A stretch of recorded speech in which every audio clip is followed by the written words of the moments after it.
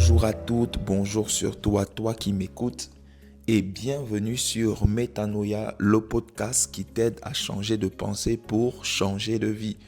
Nous sommes au jour 22 sur 30 de notre série Au cœur de la sagesse et là on entre dans la dernière ligne droite. Aujourd'hui on attaque Proverbe 22. C'est un chapitre absolument essentiel sur ta réputation, ton héritage et l'influence que tu laisses derrière toi. Parce que voici une vérité que notre génération a oubliée, c'est que ton nom vaut plus que ton argent. On vit dans une époque où tout le monde court après l'argent, le succès visible, les followers, les vues, la reconnaissance immédiate. Mais personne ne se demande qu'est-ce qu'on dira de moi quand je ne serai plus là. Aujourd'hui, Proverbe 22 va te montrer que la vraie richesse, ce n'est pas ce que tu accumules, mais c'est ce que tu laisses.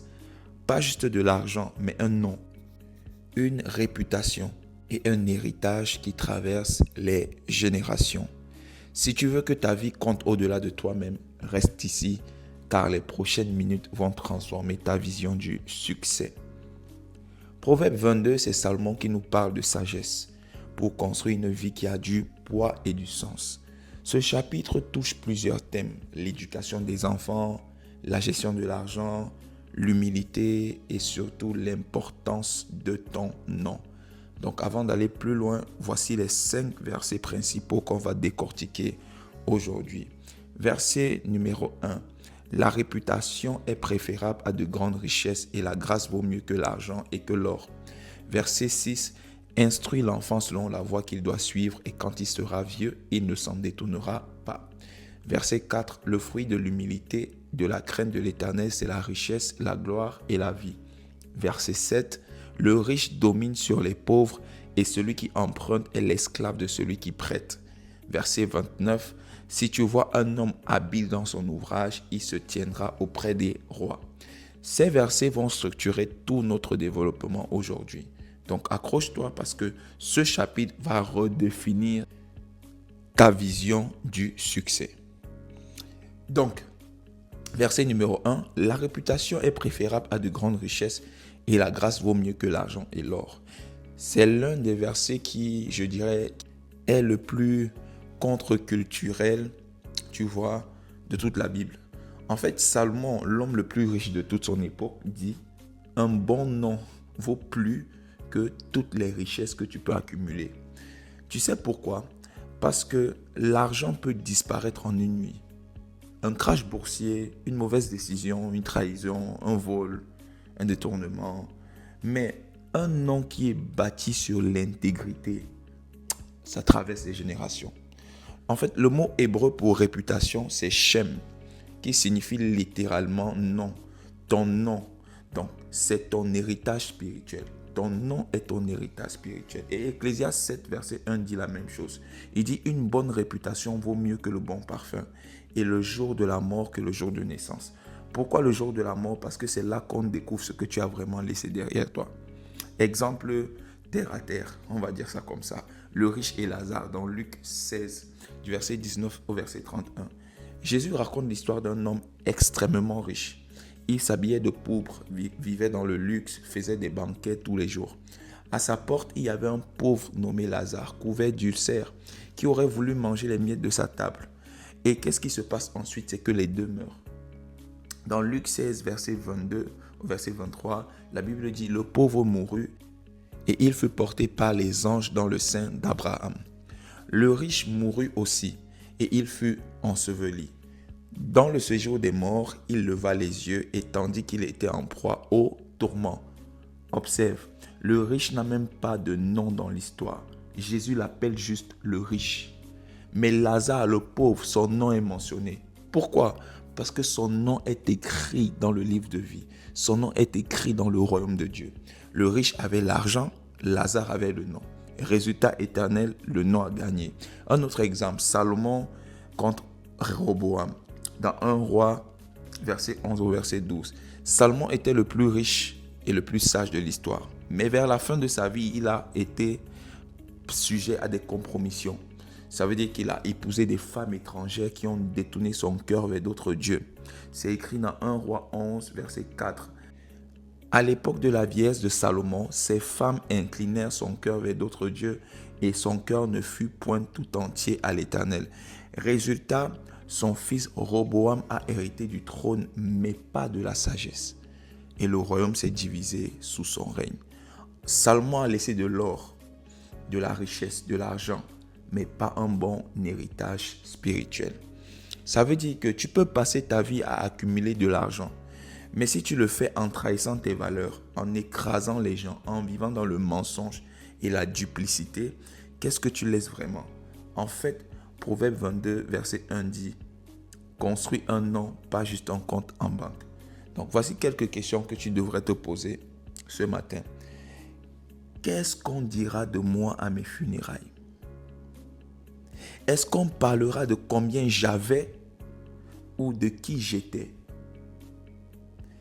Est-ce que mes enfants hériteront de mon caractère ou juste de mon argent?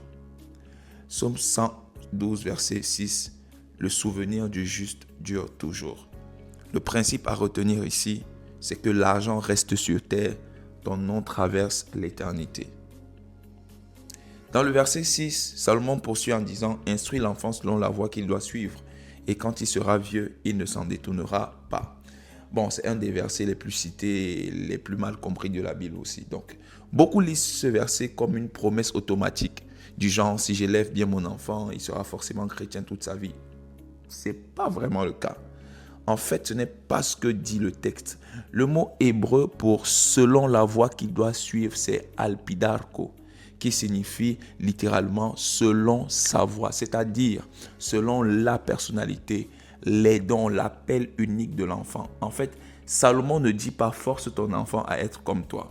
Il dit « découvre qui Dieu a créé ton enfant pour être et éduque-le selon cette voie-là ». Prenons l'exemple de Élie et ses fils. Dans 1 Samuel 2, du verset 12 au verset 36, on ne va pas faire toute l'histoire, mais il faut que tu saches que Élie était le grand prêtre d'Israël, un homme de Dieu. Mais regarde ce qui est dit de ses fils dans 1 Samuel 2, verset 12. Les fils d'Élie étaient des fils de Bélial. Ils ne connaissaient point l'Éternel. Observe, Élie était spirituel, mais ses fils étaient corrompus. En fait, pour que tu comprennes à quel point ils étaient corrompus, ils volaient les offrandes qui étaient offertes à Dieu. Ils couchaient avec les femmes qui servaient au tabernacle. Waouh! Pourquoi? 1 Samuel 3,13 nous donne la réponse. Je lui ai déclaré que je veux punir sa maison à perpétuité à cause du crime dont il a connaissance et par lequel ses fils se sont rendus méprisables, sans qu'il les ait reprimés. Élie savait donc que ses enfants faisaient ça, mais il n'a rien fait. Il ne les a pas corrigés, il ne les a pas instruits. Résultat, 1 Samuel 4, verset 17 au verset 18. Tes deux fils, on vient l'annoncer, sont morts. Élie tomba aussi de son siège à la renverse et il mourut en se brisant le cou. Toute sa maison a été détruite parce qu'il n'a pas éduqué ses enfants. Voici donc un contre-exemple, celui de Timothée. Dans 2 Timothée 1, Saint Paul écrit à Timothée en disant « J'ai le souvenir de la foi sincère qui est en toi, qui habita d'abord dans ton aïeul Loïs et dans ta mère Eunice, et qui, j'en suis persuadé, habite aussi en toi. » En fait, Timothée a hérité de la foi de sa grand-mère et de sa mère. Elles lui ont transmis quelque chose de plus précieux que l'or, une relation avec Dieu. Résultat, Timothée est devenu un leader spirituel majeur de l'église primitive. Et qu'est-ce qu'on doit donc retenir ici? En fait, si tu as des enfants, ou si tu en auras un jour comme moi, le plus grand héritage que tu peux leur laisser, ce n'est pas de l'argent. C'est une foi vivante. Ce sont des valeurs solides. C'est un exemple d'intégrité. C'est une éducation selon leur appel unique. En fait, ne force pas tes enfants à être ce que tu voulais être quand tu étais petit. Aide-les à devenir ce que Dieu les a créés pour être. Dans Deutéronome 6, du verset 6 au verset 7, la Bible dit « Ces commandements, tu les inculqueras à tes enfants et tu en parleras quand tu seras dans ta maison, quand tu marcheras en chemin quand tu te coucheras et quand tu te lèveras. Le principe à retenir ici, c'est que ce que tu enseignes à tes enfants détermine ce qu'ils enseigneront aux leurs. C'est un schéma générationnel. Poursuivons notre voyage aujourd'hui au travers du verset 4 de Proverbe 22 qui dit « Le fruit de l'humilité, de la crainte de l'Éternel, c'est la gloire, la richesse et la vie. » Remarque l'ordre, on dit d'abord l'humilité, ensuite la richesse. Le monde va te dire par exemple, sois agressif, sois égoïste, impitoyable, c'est comme ça qu'on réussit. N'attends rien de personne. En fait, Dieu te dit simplement, sois humble, crains-moi et je t'élèverai. Jacques 4, verset 10 dit, humiliez-vous donc sous la main puissante du Seigneur et il vous élèvera. C'est le cas typique de Joseph. Donc tu peux lire l'histoire à partir de Genèse 37 jusqu'à Genèse 50. Joseph était le fils préféré de Jacob.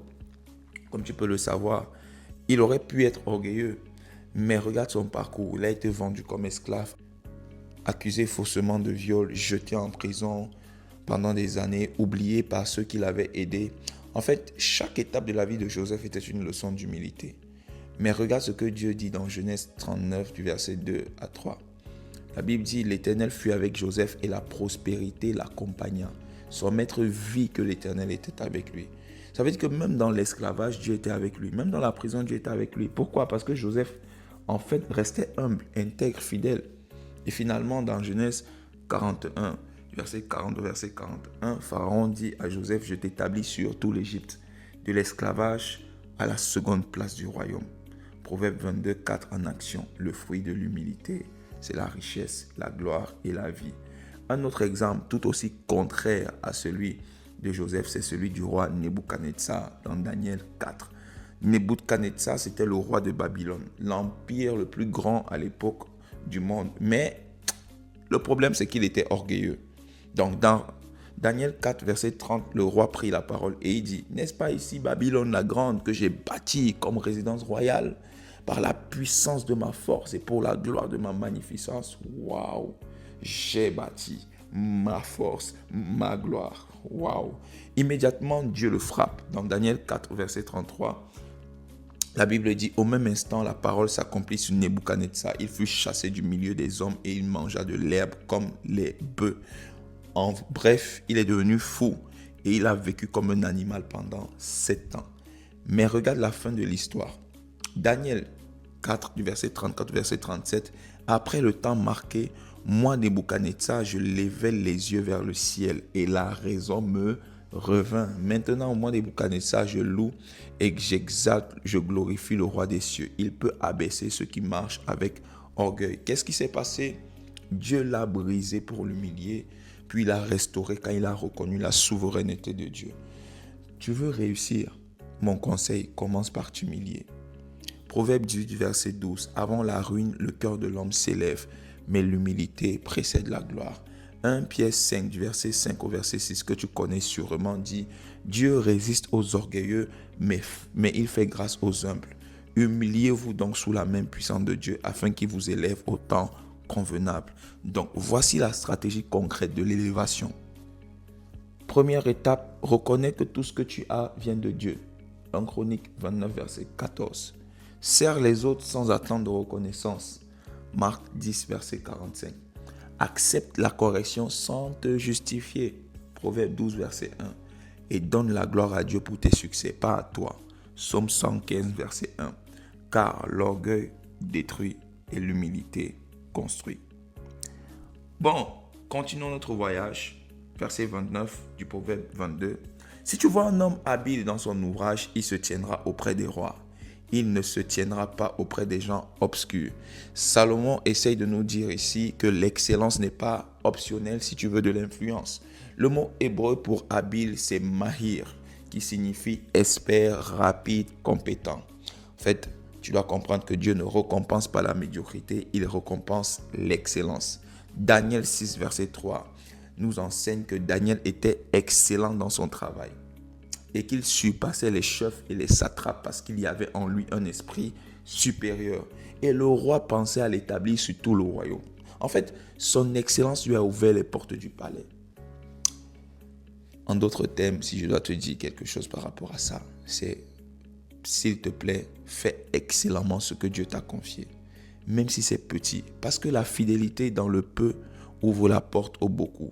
Colossiens 3, verset 23 dit, tout ce que vous faites, faites-le de bon cœur, comme pour le Seigneur et non pour des hommes. Tu vois? Et je vais te partager d'ailleurs ce témoignage. Il y a quelques années aujourd'hui, quand j'ai commencé par la grâce de Dieu à travailler dans une bonne boîte, une bonne agence de communication. Et ce qui s'est passé, c'est que vraiment, j'avais pris à cœur joie dès le départ et ce qu'on me confiait. Et par la grâce de Dieu, tellement j'ai bien fait ce que je devais faire, les résultats de la boîte dans laquelle je travaillais sont arrivés jusqu'au PCA, ça veut dire, si tu veux, le président de tous les groupes. Et puis il a dit, mais c'est qui est derrière ce travail? Je veux le rencontrer. Et puis j'ai eu une prime. Bref, il y a eu beaucoup de choses qui s'en sont suivies. C'était juste de te dire que c'était de la compétence, mais c'était surtout un cœur qui voulait travailler, non pas d'abord pour être reconnu, mais parce qu'il voulait laisser une trace. Donc moi, c'est ce que je voulais partager avec toi. Dans les petites choses, vraiment, sois fidèle. Je ne suis peut-être pas la personne la plus habile encore, mais au travers de ce témoignage, je veux vraiment t'encourager à vraiment persévérer dans cette voie-là. Donc voilà, décide d'être quelqu'un qui va aller justement à développer son expertise sur les choses que Dieu te confie, que ce soit dans le travail, que ce soit à l'église, que ce soit dans n'importe quoi. Essaye en fait d'aller beaucoup plus loin. Donc ça, c'est ce que je voulais partager avec toi. Et donc voilà. Mais tu dois retenir 3 choses aujourd'hui. C'est que ta réputation vaut plus que tes richesses. En fait, te construire un nom, pas juste un compte en banque, c'est quelque chose de capital. T'es-tu déjà posé la question pourquoi à la place de la gloire, à la place de l'argent, Dieu a plutôt élevé le nom de Jésus au-dessus de tous les noms? Ça, c'est un bon sujet de réflexion pour toi. Point numéro 2, l'héritage le plus précieux pour les enfants, c'est leur éducation. Donc, ce que nous devons faire en tant que parents ou futurs parents, c'est transmettre la foi et les valeurs à la génération suivante. 3e point, c'est que l'humilité, en fait, c'est celle-là qui précède la vraie richesse. Nous devons apprendre à nous humilier afin que Dieu nous élève au temps convenable. Donc, voici ton défi pour les prochaines 24 heures. C'est que, première chose, tu vas écrire ta déclaration d'héritage. Qu'est-ce que tu veux léguer à tes enfants? Et sur une feuille, tu vas répondre avec moi à ces 3 questions. Qu'est-ce que je veux qu'on dise de moi à mes funérailles? Première chose. Deuxième chose, quel héritage spirituel est-ce que je veux laisser à mes enfants, ma communauté? Troisième chose, qu'est-ce que je dois maintenant changer pour arriver à cela? Ensuite, affiche ça quelque part où tu la verras toi-même tous les jours. Et puis par la grâce de Dieu, je crois que tu y arriveras. J'espère que ce podcast t'a béni. Et si c'est le cas, laisse-nous un like, un commentaire, un partage. C'est comme ça que la parole de Dieu se répand et qu'on peut toucher un plus grand nombre de personnes. Et dans les commentaires, dis-moi quel héritage veux-tu laisser derrière toi. Rendez-vous demain pour le jour 23. On parlera d'addiction, de discernement et comment protéger ton cœur des pièges de ce monde. Je t'assure, ça va être bénissant et édifiant. C'était Kevin pour Métanoïa, le podcast qui t'aide à changer de pensée pour changer de vie. Reste dans la sagesse et toi et moi, on va de gloire en gloire. Peace.